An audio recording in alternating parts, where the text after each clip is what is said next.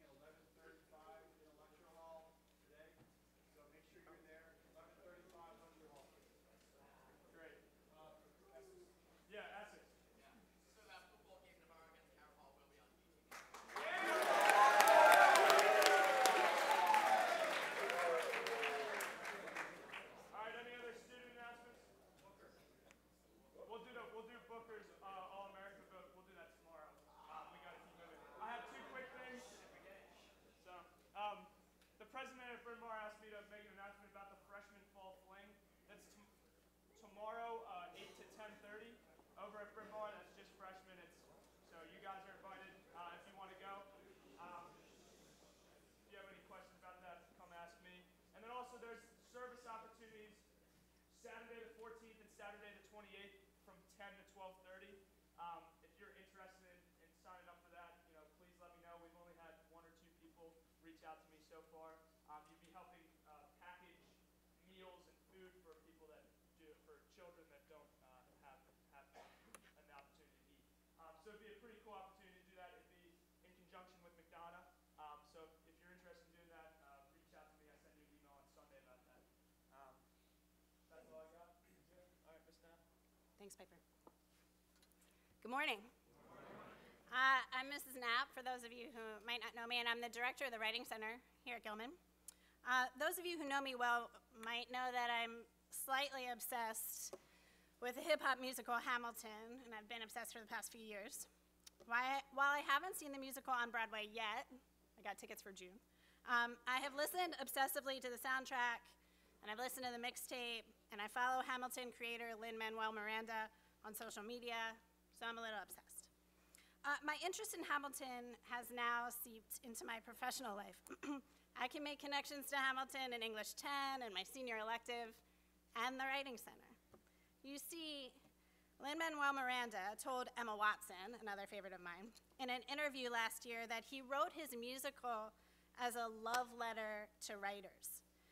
And he has even created a Spotify playlist to help people work through writer's block. In Miranda's imagination, founding father Alexander Hamilton used his pen to write himself out of many situations, from a hurricane to toe-to-toe battles with Thomas Jefferson to an extramarital affair. But even in the musical, Hamilton didn't write entirely alone. He asked for help when crafting the Federalist Papers. And even in the musical, Hamilton didn't simply submit first drafts and call it a day. He wrote and rewrote. And that's where the Writing Center comes in. See, no one writes in a vacuum. Not our first Treasury Secretary, not Lin-Manuel Miranda. Presidents draft and redraft their speeches with the assistance of hosts of speechwriters. Novelists have editors. If you look in the acknowledgement section of any book, you'll see they're thanked there. Beyonce worked with incredibly talented co-writers on Formation. All of this is to say that while your work should definitely be your own, you should gather feedback on it. You should be open to receiving constructive criticism. You should push your writing beyond a first draft. You should visit the Writing Center for all of your writing needs. Now that I've shared some Writing Center philosophy with you, I'd like to introduce our captains, or dictators for life. They are Nick, Barrett, Mackay, Michael, and Matthew, and they'll explain to you about the logistics of the Writing Center and how you can make use of this fantastic resource. Hey guys, so here's our slogan, right here, right now. It's a pretty solid pun. We're very proud of it. So thank you.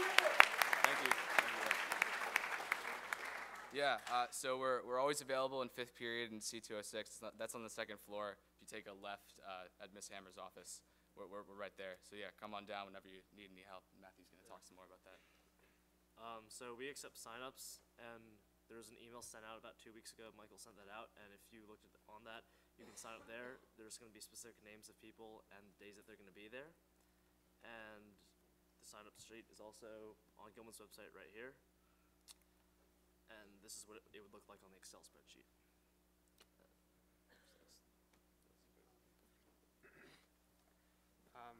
We do accept walk-ins before 3 p.m. And we'll take pretty much like anything you have to give us. Like, as you can see here, we're pretty open. We have a pretty nuanced group of people who can work with many different types of writing.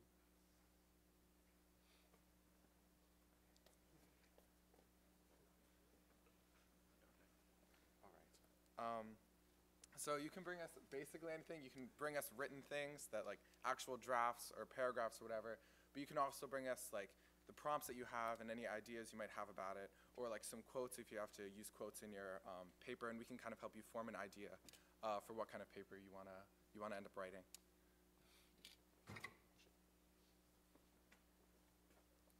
So here you have the list of people who work in the Writing Center, and you can sign up to work with any of them. In italics are the leaders sitting right here before you. Clearly we have a pretty long list of people who have a lot of different strengths, so you can really get kind of feedback in all types of different areas. Again, the Writing Center is open every 5th period, so you can always feel free to come on by and see 206.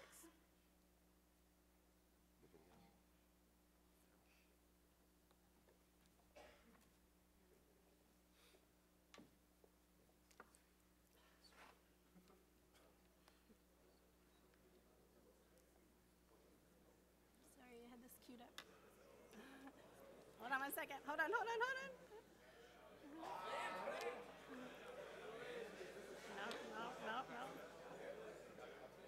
All set.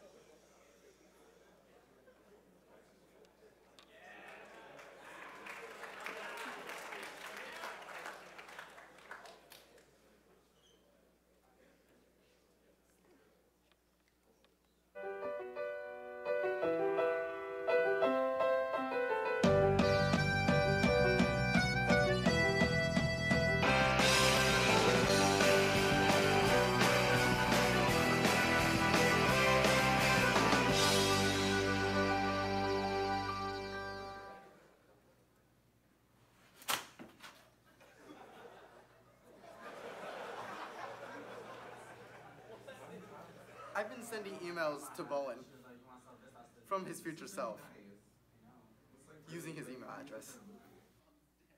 Today, before second period, a freshman is going to submit a paper without coming to the Writing Center. Oh no!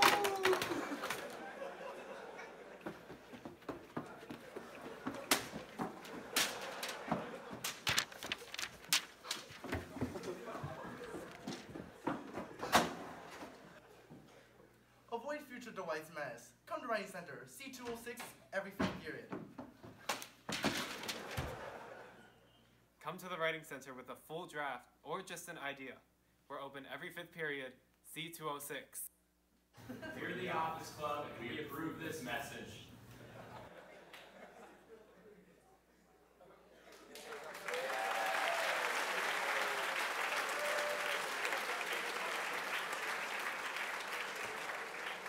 Thank you all.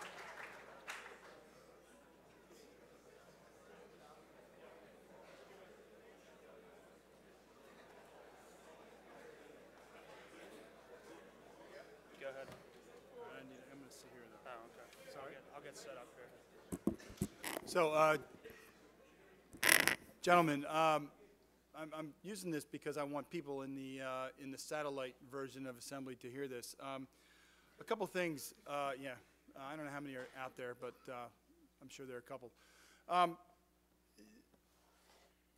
want to make sure that we understand that there are a couple things that there are many things that we expect of you, right? We expect you to study hard. We expect you to be polite. We expect you to be, to exhibit the Gilman 5. But, one of the things that I want to make sure that you understand clearly is that, the group that, and I said this in my opening statement, my opening remarks, first day of school, we're a community, okay? We're a community of boys who are here at Gilman for lots of different reasons, but primarily we're here because we're here to grow. We're here to grow as human beings. And, not everything runs smoothly from day to day. Over the last couple of weeks, there have been some things stolen in the locker room. There have also been some things that have happened between certain individuals here that I think we need to reflect on. This is a community. You guys are brothers at Gilman. And I find it absolutely incredibly disturbing that anybody would go into a locker room and take something that's not theirs. That can't go on. You guys are better than that.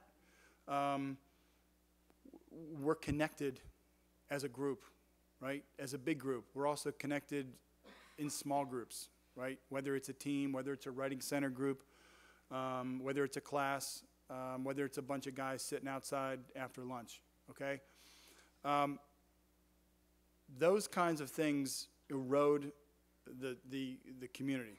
Those kinds of actions don't teach what we want and what we expect of you, okay?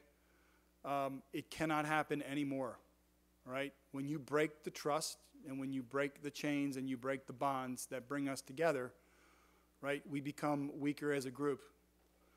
And that cannot happen anymore, okay? So if you know things that go on, especially in the locker room or in Cary Hall or in the science building that we do not want to happen, you have a responsibility of making sure that we get to know that, okay? It cannot happen anymore, okay? So if you are sitting out there and you are engaging in this, then I'm telling you right now that you have to stop, okay? You cannot do it anymore, all right? It has hurt the community. It has created a sense of distrust. And because of that, we are now going to have to lock rooms in the locker room, okay? Because somebody decides to go into those rooms and take advantage of lockers that aren't locked and start stealing things and taking things that aren't theirs, okay? So that's not the response that I want, but that's the response that we have to take until you can prove to us that that kind of stuff isn't going to happen anymore, okay? So please, please, please, okay, act in accordance with all the ideas and values that we expect you to act with, okay? Thanks. Piper. Alrighty, to finish up today, we're going to do a quick minute to win it with, let me get set up here.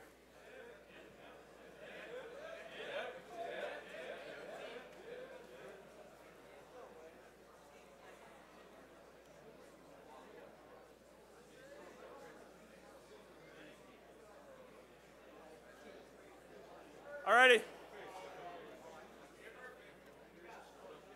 No.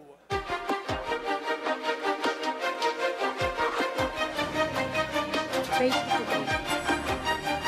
The honey trace is composed of many muscles, with two large groups as potent for smell or fire. In this challenge, the contestant must move a total of 2 cookies from their forehead to their mouth using only their facial muscles. If a cookie drops, the contestant may reset another cookie on the forehead and try again. Failure to complete this task in 60 seconds may result in elimination. There you go. All right, so we're doing 2 cookies per person. So representing the North, you have Owen Dunn.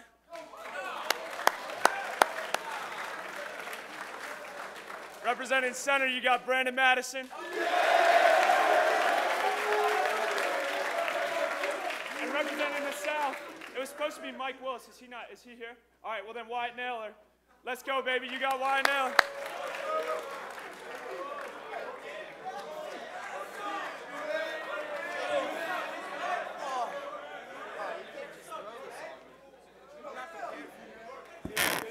Real quick, before they start, faculty, I need you to stay down here real quick after assembly. I wanted to get that in. Okay, go ahead, gentlemen. All right, have fun. Ready?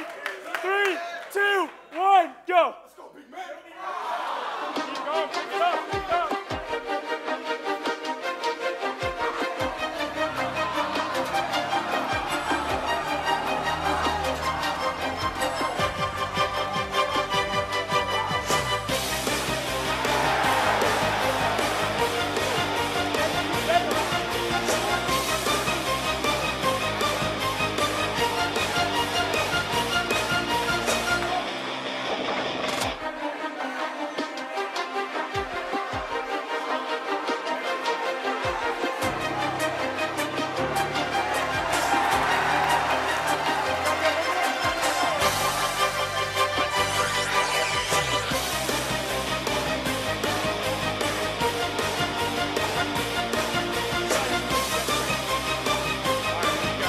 Alrighty, all right. White got one, Owen got two. North, you're good.